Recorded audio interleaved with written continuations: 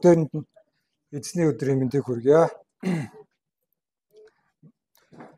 За бид нэр Түрүүчийн бүтэн санд Эстер гэдэг хуучин гэрээний ном ихсэн байгаа. Тэгээд өнөөдөр үргэлжлэн буюу 2 дугаар бүлгийг бүгдээр хамтдаа хаалцах чинь. Тэгээд эхлээс өмнө бүгдээр хамтдаа Бурханд хандаад залбирцгаая. Баярлалаа Бурхан Аава, танд өнөөдрийн энэ цагийн төлөө талархъя. Та бид нарыг өнөөдрийн хамтдаа цуглах, таны үгээс хамтдаа сонсох энэ боломжийг өгсөн баярлалаа. Та энэ цаг өгөөрэй, ариун сүнсээр удирдах өгөөрэй гэж эзэн Есүсийн нэрээр талархан залбирлаа. Амен. За хэдүүлээ тэгээд бүлгээ уншъя. Одоо энэ 2 дугаар бүлэг дээр яг энэ Эстер номын эзэн буюу Гол Баатар маань одоо орж ирж байна. Тэгээ 1-р бүлэг дээр Баатар маань уршил тайлбаруудыг нэлээд хэлсэн байгаа. Одоо тэгээд яг Гол Баатар маань одоо орж ирж байна. Энэ явдлын дараа Ахшаяршан хааны уур хилэн намжаад Баштийг бас түүний юу хийснийг төдийгүй өөрийнхөө гаргасан шийдвэрийг эргэн бодов. Тэгэхэд хаанд үйлчилж байсан бараа болгоч нар хаанд үзэсгэлэн төрхтэй онгон охтыг ирж олъё. Хаан эзэнт гүрнийхээ бүх аймагуудад төшмлүүдээ илгээнэ үү. Тэгээд тэд зүс царай үзэсгэлэнтэй онгон охин бүрийг Шушаа цайздах эмэгтэйчүүдийн өргөнд цуглуулж тэднийг хариуцагч хааны тайган Хэгээгийн удирдлага дор оруулаг. Хэгээ тэдэнд оо ангисгийг өгнө үзээ. Тиймээс хааны таалд нийцсэн залуу эмэгтэйг Баштигийн оронд хатнаар өргөмжлөе гэвэ. Энэ үг хааны таалд нийцсэн учраас тэрээр ёсоор болголоо. Шушаа цайзад Биньямин хүү Кишийн гуч Шимигийн ач Яэрийн хүү Мардахай гэгч нэгэн Ихудай хүн байв.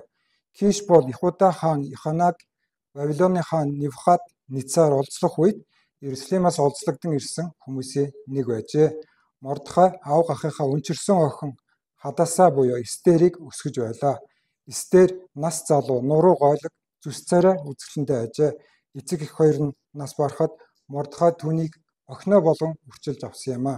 Хааны үг тушаал олонний сонорт хүрч олон охтыг Шушаа цайзад цуглуулan эмэгтэйчүүдийг хариуцагч Хэгээгийн удирдлага дор оруулахад Эстерч бас хааны ордонд хүргэлдэж түүний мэдэлд оржээ. Тэрээр Хэгээгийн таалалд нийцэж Эвелиг нь олов. Тиймээс Хэгээч Эстерт өгөх оо ангисэг болон хувь ногдлыг даруй гаргаж хааны ордноос 7 шивгчинг сонгож өгөөд эмэгтэйчүүдийн өргөөний хамгийн сайн газарт шивгчнүүдтэй нь шилжүүлв.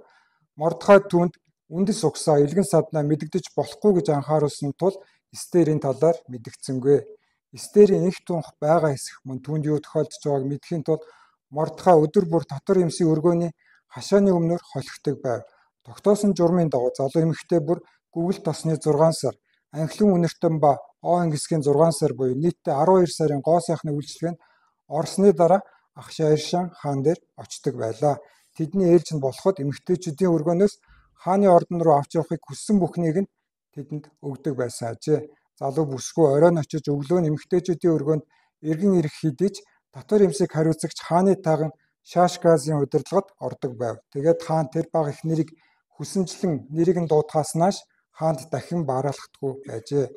Мордехай өвчилж авсан охин буюу авгах Авихайлын охин Эстерийн хаан дээр очих ээлж болоход Эстер эмэгтэйчүүдийг хариуцагч хааны тайган Хэгээгийн зүйлснээс өөр ямар ч зүйлийг гуйсангүй. Ингээд Эстер өөрийг нь харсан бүх хүний нүдэнд таалаг олжээ. Ингээд Ахшаяршаны хаанчлалын 7 дахь жилийн Тэвэт хэмээх 10 дугаар сард Эстерийг хааны ордонд Ахшаяршан хаан дээр авчирв. Ахшаяршан хаан Эстерийг бусад эхнэрээс илүү хайрлсан бөгөөд Эстер түүний өмнө бүх охтоос илүү таалал ивэлэг хүртэв. Тиймд Эстерт хатны тэтнэмийг өмсгөж Баштигийн оронд хатнаар өргөмжилжээ. Хаан их найр буюу Эстерт зориулсан их найрыг бүх засаг ноёд албатуудаа зориулан хийж аймагуудад баярын өдрийг зарлан хааны өгөөмөр хишгийн дагуу бэлэг тарав. Охтыг эргэн цуглуулах үеэр Мордехай хааны их үүднээ сууж байлаа. Эстерч Мордехай үгийг түүний халамжинд өссөн үеиг шиг дуулууртайгаар биелүүлж байсан тул загсан ёсоор нь элгэн садан үндэс угсаагаа мэдгдсэнгүй. Хааны их үүднээ Мордехайг сууж байх үед ордны үүдний харуулууд бол хааны 2 тайган Бигтан Тэрш нар Ахшаяршан хаанд өшөрхөн амьд нь өрхийг санаархав. Мордехай энэ хэргийн тухай мэдээд Эстер хаанд дуулгасанд Эстер цааш нь Мордехай нэрээр хаанд мэдэгджээ. Уг хэргийг шалгаж үзэхэд үнэн байсан тул өнөөх хоёрыг дүүжлэвт дүүжлөв. Үүнийг он цагийн үйл явдлын шастерт хааны өмнө тэмдэглэн үлдээжээ. За ийм нэлээд урт бүлэг байгаа. Тэгээд цаг хугацааны хувьд болохоор 1-р бүлгээс 2-р бүлгийн хооронд шилжих хооронд тодорхой үйл явдлууд өрнөсөн байгаа. Ингээд шууд дараалал Башти хатныг хатан суудлаас нь буулгангуудаа энэ үйл явдал өрнөд байгаа юм шиг боловч энэ хооронд ялангуяа аян дайны хувьд нэлээд хэдэн үйл явдал өрнөсөн байгаа. Ахшааршан хаан грекүүдтэй очиж тулдаад нэлээд томоохон яллагдлуудыг амссан. Тэгээд эндээ та сайн анзаарсан бол түүний хаанчлалын 7 дугаар онд одоо энэ Эстерийг хатан болгож байгаа. Тэгээд энэ хооронд 4 жил орчим ингээд хугацаа өрнөсөн байна. Тэгээд түүхийг эргээд сануулах юм бол 586 онд манай эрдэнэ нэмэх 586 онд Невхаднесар хаан Бабилоны хаан те Иерусалимыг эзлээд маш олон хүмүүсийг олзолж аваад Бабилоныхаа хаанчлалд авчирсан байгаа. Тэгээ одоо энэ үйл явдал явж байгаа цаг хугацааны үед болохоор Бабилоны эзэнт гүр аль хэдийн мөхөөд оронд нь Перс Медигийн эзэнт гүр гараад ирсэн. Шинэ том эзэнт гүр гараад ирсэн байна. Тэгэхээр тэр үйл явдлаас хойш аль хэдийн 100 гаруй жил өнгөрцөн байгаа. Одоо энэ гараад байгаа Ахшааршан хаан бол хаанчилж байсан он жилүүд нь 486-аас 460 он билүү нэг 20 жил хаанчсан. Ийм түүх байгаа даа. Тэгэхээр энэ хооронд юудэчүүд тухайн үед нэлээд хэдэн 10,000 хүн олзлогдож одоо Бабилонд ирсэн гэж үздэг. Тэгээд мэдээж өсөж үржиж олон болоод нэлээд хэдэн зуун мянгаар тоологдох. Иймэрхүү болсон байгаа. Тэгээд та нар нэг Египтээс гарсан түүхийг бас санаж байгаа те. Тэгэхээр тооны хувьд бол эдгээр нэлээд олон болсон. Энийн өмнө бас ямар үйл явдлууд болсон бэ гэвэл Күүрүш хаан зарлиг гаргаад Иудачуудыг нутаг орон руугаа буцаж болно. Бурхандаа зориулаад тэр сүмээ бариа гэд бүх юм хангасан байгаа тий. Тэр зарлигаа гаргасан.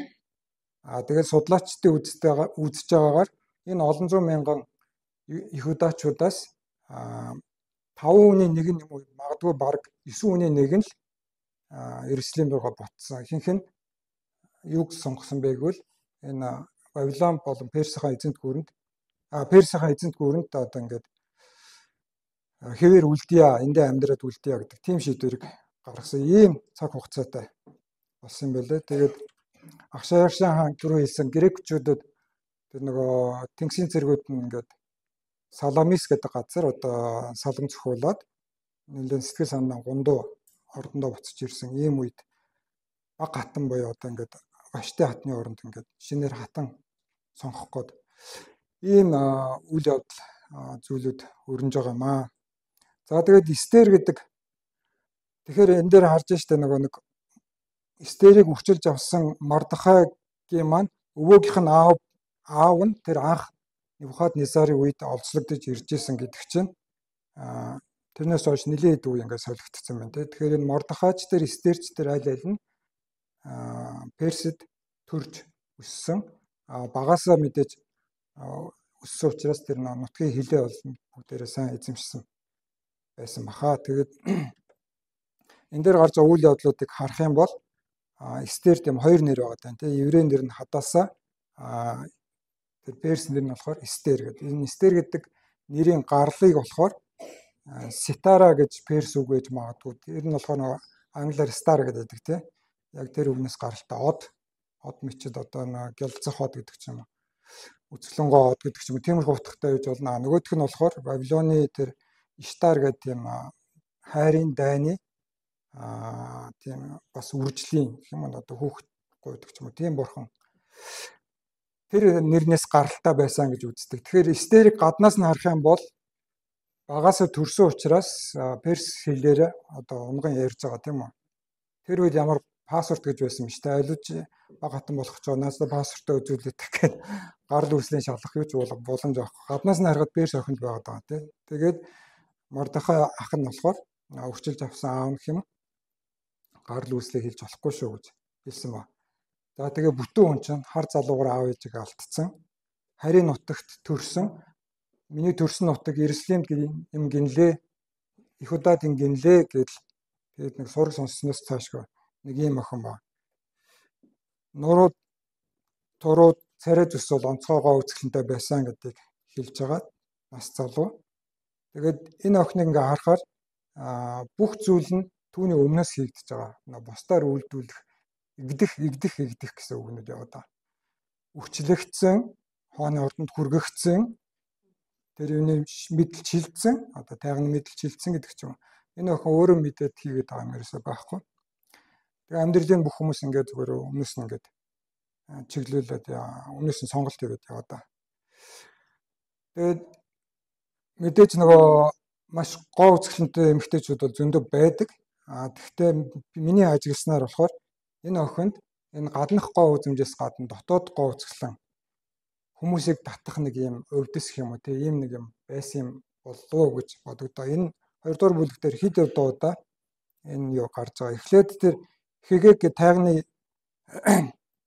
тайван дээр очиход тэр тайганд бас таалалд нийцж ивэлэг носон гэж байгаа.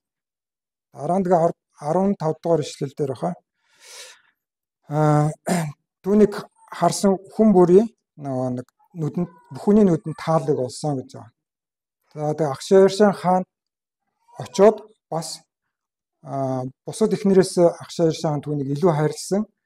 Түүний өмнө бүх огтоос илүү таал ивэлэг хүртвэ гэж байгаа. Тэгэхээр зөвхөн дан ганц гадаад гоо үзэсгэлэнгээр энэ охин тэр хүмүүсийн хүн болгон таалагдаад нэг байна гэдэг чинь нэг юм байгаа тань тий. Тэгээд бид нэр 1-р Петр 3 дугаар бүлэг дээр мэддэг штэ нөгөө та нарын гоо үзэсгэлэн чинь эмэгтэй хүн бол гоёх дуртай тийм үү. Тэгээд ялангуяа одоо энэ хатны баг эхнэр хэм одоо татвар болох гээд очиж байгаа энэ охиныг бол байдгаар бүтэн жилжингээ бэлдсэн байна. Тэгээд тэгвэл та нарын гоё ил чинь юу байвэ гэдэг дээр бурхан ингэж хэлсэн байдаг те.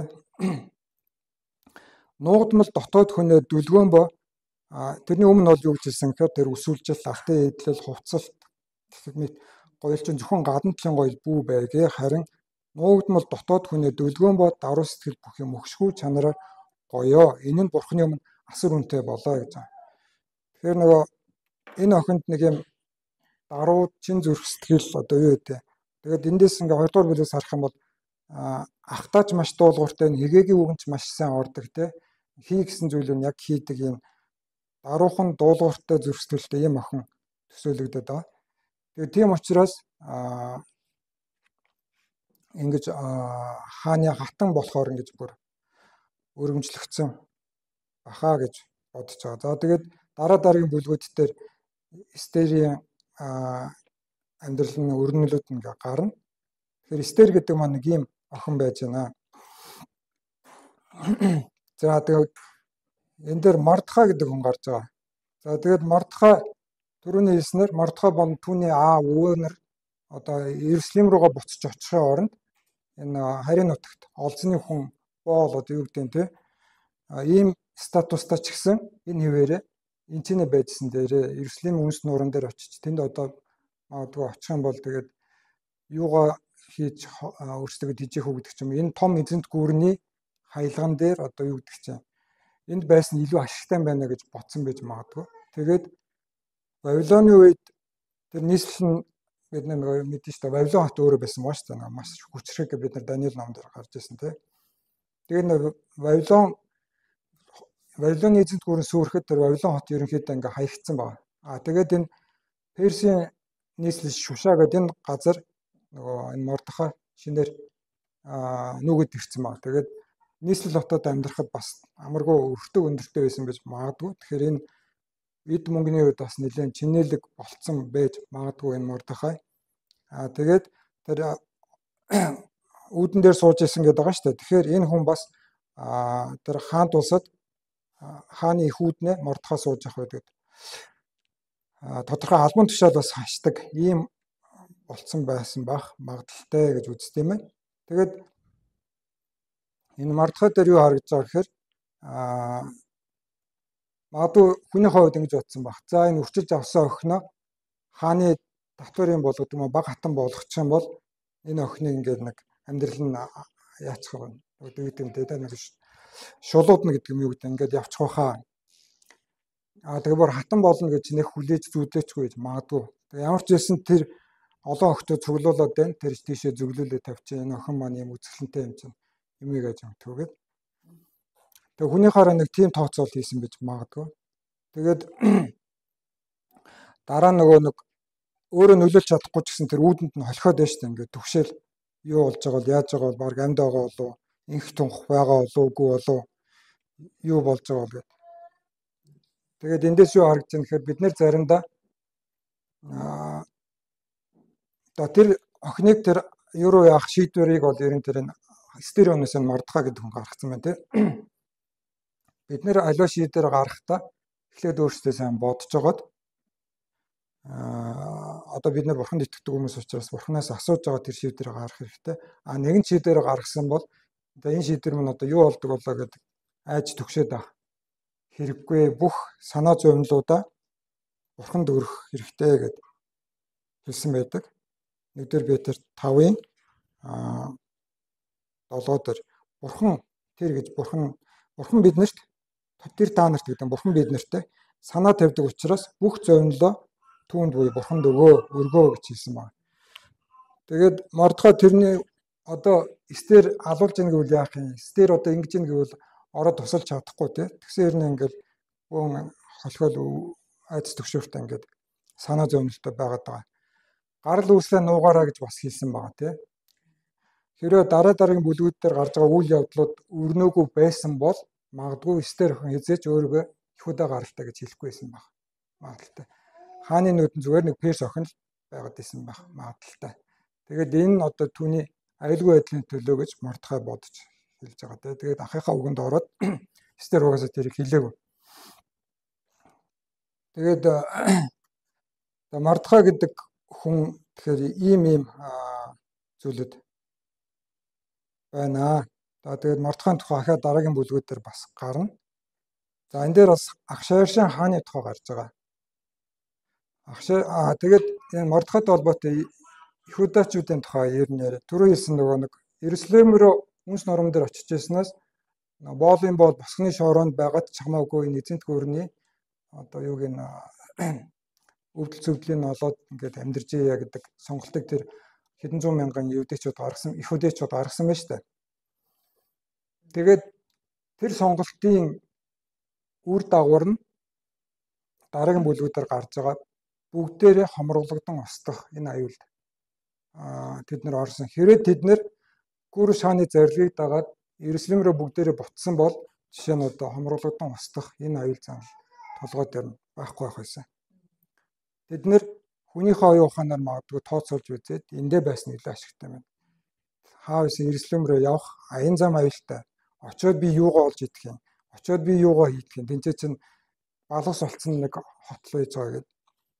Тэгэхээр нөгөө бидний хийж байгаа шийдвэрүүдийн нөгөө түрүүн хэлсэн шийдвэртэй адилхан үр дагавар бидний нэг бодож байгаа шийдвэр гаргасан бол бурхантай залбирж байгаа шийдвэр гаргасан бол тэр шийдвэрийн үр дагаврыг бас нөгөө хүлээж авах тэр одоо тэнхээтэй гэх юм уу те магадгүй тэр нь бид нар буруу шийдвэр буруу сонголт хийснээ улмаас хохирлтой байж болно. Гэхдээ тэрийг би өөрөө амсах ийм нөгөө хин нэг буруутахгүйгээр нөхцөл байдлыг буруутахгүйгээр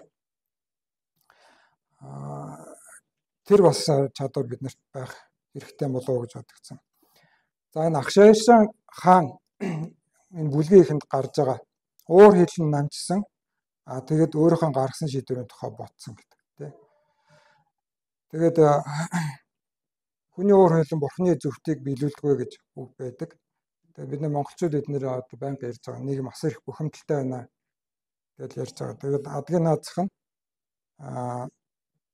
замын хөдөлгөөнд оролцоход машин бариад оролцсон ч магадгүй явгнаар оролцсон ч ингээл бухимдмаар юм зөндөө гарна. За тэгээд ажил дээр юм гарч болно, гэр бүлийн харилцаанд, эхнэр нөхөртэйгээ харилцах харилцаанд, үр хүүхдтэйгээ харилцах харилцаанд, ах トゥ аав ээж нартайгаа харилцах харилцаанд ингээд бухимдуулах, уур хэлэн гарах одоо ийм өдөөгч нар бол бидний амьдралд эргэн тойрон маш их байна. Тэгэхээр бид нэр нөгөө тэр уур хилэндээ автаад түрүүний хэлээд байгаа тэр шийдвэр сонголтуудаа хийгээд байвал бидний гаргаж байгаа тэр шийдвэрүүд зөв мэрэгэн байх боломж маш хомс юм байна. Тэгээ энэ талаар сургаалт төгсдөр олон газруудад зөндөө байдаг. Тэгээд тэрийг яг 7 хоногийн дундуур тавигдах юмнууд төр ишлүүдээр тавьж болно. Тэгээд сайхан нэг фэйсбүүкээр бас нэг тийм залуугийн тухай яриадсан тийм нэг яг тийм замын хөдөлгөөнд оролцож байгаад монголчууд ч зүсэхтэй юм чи хоёулаа бие буруутгаж босч ирээд машинаасаа бууж ирээд нөгөө өнөд машиндаа байсан юмар цохоод нөгөө нь харамсалтайгаар амнасаа алдсан нэг аав нэг хань нөхөр тэнцээ ингээд гэр бүлээ өнчрүүлээд нас орсон. Тэр залуу 10 хэдэн жил ингээд шоронд амьдралаа төгжүүлсэн байна.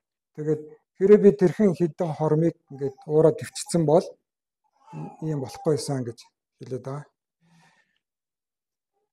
Тэгэхээр энэ Ахшаа Яршан хаан бол нөгөө тэгээ эндээс бид нэр авч болох тэр сурамж нь тэр юм болов гэж бодсон. Дараа нь өөрийнхөө гаргасан шийдвэрийг эргцүүлж бодсон гэж хэлж. Тэгээ бид нэр дандаа үргэлж зөв шийдвэр гаргадаггүй, сонголт хийдэггүй. Тэгэхээр нөгөө хэрэг би буруу шийдвэр гаргасан бол төрөөсөн.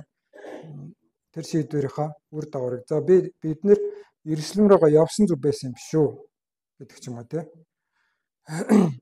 Энд ингэж алуулах хоногоо хүлээж чаар одоо тэр чинь нэлээд олон сарын өмнөхөө энэ шийдвэр гарчиж байгаа шүү дээ, зарлиг гарчиж байгаа. Тэгэхээр одоо хэдэн сарын дараа бүх хөдөөчүүд алуулна гэдэг ингээд мэдээд их баг том жижиггүй хүлээгээд байж байгаа гэсэн.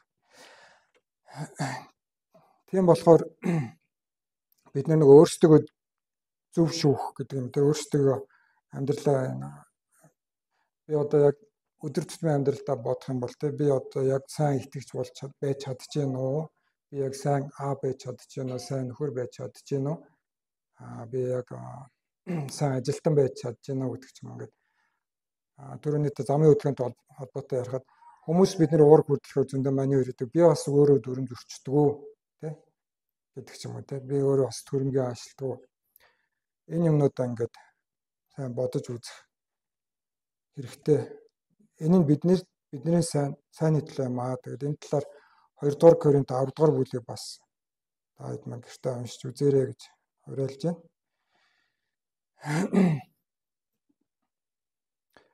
За тэгээд энэ Эстер номын 2 дугаар бүлэг ер нь энэ Эстер номыг хараад ахад Бурхан ямар ч нөхцөл байдлыг өөрийнхөө сайнны төлөө оронгоор нь эргүүлж чаддаг гэдэг ном харуулдаг байгаа тийм. Нөхцөл байдлыг шал эсрэгээр эргүүлж чаддаг гэдэг ном харуулдаг. Тэгээд бүгдээр Ром 18:28-ыг хамтдаа харъя. Бурханыг хайрладаг түүний зорилгын дагуу дуудагдсан хүмүүсийн сайн сайхны төлөө бүх юм хамтдаа ажилдаг гэдгийг бид мэднэ. Буюу одоо Бурхан тэр нөхцөл байдлуудыг ингээд цаагуур нь хамгийн сайнаар зохицуулж удирддаг гэж хэлж байна. Тэгэхээр хэрвээ Вашти хатан явааг бол тэр хатан суудлаас буугаагүй бол жишээ нь энэ Эстер гэдэг охин хааны хатан болоод тэр Перст байгаа олон зуун мянган их хөдөөчүүдийн амийг аврах боломж байхгүй байжээ. Тэгэхээр энэ Бурхан өнөөдөр болж байгаа бидний нүдэнд Бурхан хийж байгаа тэр ажлууд харагддаг нэг хөшигний ард, тайзны ард гэж яриад байдаг тийм. Бурхан ажиллаа хийсээр байдаг. Бид нэр тэрийг олж харахгүй байхаараа нөгөө айдас төгшөөр хийдэг нөгөө Петр усан дээр алхаж байгаад гинт живж эхэлдэг шиг Бурхан минь та юу болоод байна? Хариугаагүй ч гэдэг ч юм уу тийм авраач живлээ штэ гэдэг ч юм уу. Тэгэхээр энэ нөгөө Бурханд яг итгэж найдаж сурах гэдэг ийм зүйл түрүүний нөгөө 1-р Петр 5 дугаар бүлэг дээр хэлсэн. Тэр биднэрт өөрөө санаа тавьдаг учраас бүх санаад зовнилоо түнд өрг өгөө гэж хэлсэн. Тэгэхээр Бурхан биднэрт санаа тавихаа эзэж болохгүй. Надад тулгамдаад байгаа асуудлыг тэр мэдж байгаа. Тэгэхээр тэр асуудлуудын төлөө залбиралтайгаар гуйлт хүсэлтэд мэдүүлээ гэж ишлэлдэг тийм Библи. Тэгээд түүний дагуу залбираад гуйж яхад бүх зүйл аяндаа болноо. Тэгээд заримдаа Бурхан чимээгүй юм шиг болсон байлаа ч гэсэн Бурхан цаагаараа өөрийнхөө зүгээс хийх юм хийж байгаа. Тэр бол итгэмжтэй тэр түрүүчийн бүтэн санд баяр жаргал пастор маань олцож байсан цуцдаггүй ядардаггүй хаасаагүй оршин байдаг. Одоо Персийн эзэнт гүрэнд байлаа гэд тэр ихүдэчүүдийг зөнд нь хаяагүй те. Зөвхөн Иерусалимд байгаа ихүдэчүүдийг л хамгаална ч юм уу одоо халамжлна гэж яг өөрийнхөө тэр ард түмэнд бурхан санаад тавьсаар л байсан. Ийм байна. Тэгээд түрүүний тэр шийдвэр гаргалтын дээр бас юу яадаг. Нэгдүгээр бүлэг дээр гарсан маш олон нэг найрлсан тэр нэг архит орсонд халамжсан үедээ тэр нэг их нэрээрээ сайрхах шийдвэр гаргадаг тий. Тэгэхээр бид нар нэг буруу шийдвэр гаргах юм нөхцлүүд бол зөндөө байдаг. Тэгээд бид нэр ийм үедээ шийдвэр гаргаад димитэ гэдгээ мэдж байгаа бол тэрийгээ яг би одоо шийдвэр гаргахад дими одоо би шийдвэр гаргалаа буруутна гэж өөрийгөө барьж явах хэрэгтэй. Хэлэх амнаас гарах гэж байгаа үгээ бас барих. Ийм зүйлүүд биднээс бас энэ бүлгээс хэрэгжүүлж болох юм болоо гэж бодож байна. За тэгээ Яков 1:19 дээр хэлсэн байдаг. Хүн бүр сонсохдоо түргэн ярихдаа удаан уур хилэн даалгавар байгээ түрүүний хэлсэн. Учир нь хүний уур хилэн бурхны зөвхт байдлыг биелүүлдэггүй юм аа. Түрүүний тэр хэлжсэн ишлэл маань болохоор Филиппой 4-р бүлэг баха. Юунд ч санаа бүү зов харин бүх зүйл дээр залбирал ба гуйлтаараа талархалтайгаар бурханд хүсэлтэй мэдүүлээ. Бүх оюун ухааныг давах бурхны амар тайван та нарын сэтгэл санааг Христ дотор хамгаалнаа. Тэгэхээр бидний амьдарч байгаа нийгэмд одоо ингээд уур хүргэх гэдэг юм уу одоо ингээд биднийг бухимдуулах маш их өдөөгч нар байгаа ч гэсэн. Эсвэл бидний одоо энэ дэлхийн амьдралд санаа зовох зөндөө зүйлүүд байгаа ч гэсэн магадгүй санхүү, эрүүл мэнд, гэр бүлийн хүмүүстэй харилцаа гэдэг ч юм уу те. Өөр олон асуудлууд ээж болно. Тэр санаа зовнилох өдөөгч нар бас байгаа ч гэсэн бид нэр бүхнийг бурханд өргөх энэ зүйлийг суралцъя гэж энэ бүлгээс бодож байна. Тэгээд бид нэр сөрөг сэтгэл хөдлөлтөд автцсан байгаа үедээ тэр хүнийхээ сайн сайхан чанарыг олж харж чадхаа болцсон. Тэр хүний надад хийж исэн сайн зүйлүүдийг мартчихдаг, толгоноос арчигддаг. Маш богино бодолтой болдог. Ингээд тэр хүнд ингээд хязгаарлагддаг. Том алсыг харж чаддаг, хүлээцтэй байж чаддаг байгаа. Тэгээ одоо би өнөөдөр цуглаанд ирж байхдаа дөнгөж сая ирж байхдаа чигээрээ явах хурсгал дээр ирчихэж байгаа. Ахаад вагонтой таарчиж байгаа фрезер дээр. Ахаад нэг газар чигээрээ явах газар ирчихэж байгаа. Ахаад нөгөө вагон маань яасан ч удаа явдаа. Ахаад тэр вагонтойгоо ингээ хоёр дахь фрезер дээр таарж байгаа байхгүй. За арайгаж фрезер нонгонгууд нөгөө цагдаа манай урсгалыг явуулахгүй ингээ нөгөөдөлөө явуулаад байгаа гэх мэтэр. Тэгэхээр нөгөө бид нар ингээ өдөрт хүн маш олон шийдвэр гаргаж яадаг гэдэг чинь хэдэн мянган шийдвэр гаргаж яадаг. Тэгэхээр тэр шийдвэрүүд дээр бас залбиралтай байх хэрэгтэй юм байна. Тэгээ шийдвэрээ нэгд гаргацсан бол тэгээд одоо үр дагавар нь би өөрөө хүлээх тэр нэг тэнхээтэй байх хэрэгтэй юм байна. За тэгээд өнөөдөр ярих зүйлээ дуусгая да. Тэгээд энэ дээр бас нэг сүүлд нь гарч байгаа юм дээр нөгөө Эстерийн тэр нэг хөөрхөн юу байгаад байгаа. Мордхой тэр нөгөө хуйлдаа нэг илчилэхэд тэрийг хаанд уламжлахдаа тэр гавьяа шагналыг өөртөө наагаагүй те. Манай үрчил авсан буюу манай авгах Мордхой энэ хуйлдаа нэг илчиллээ шүү гэдг нь одоо яг нэг эзнийг яг заагаад хаягдлаг.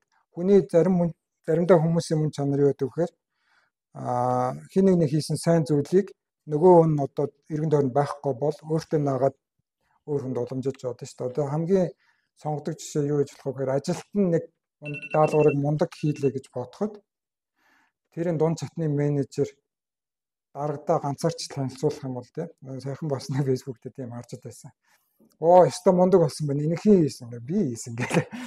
Дунд чатны менежер бол чинь тэр ажилтныхаа хамаг сэтгэл зүрхээ зориулсан юм өөртөө наагаад өнгөрөх. Тийм боломжтой. Тэгээ хаан болон түүний эргэн тойрныхоо тийм хуйлтай болоо юу шууд тэр хоёрыг авчид дүүцэлцээгүй. Эхлээд яг ийм зүйл болсон уу юу гэдэг нэгтэлж шалгасан байна да.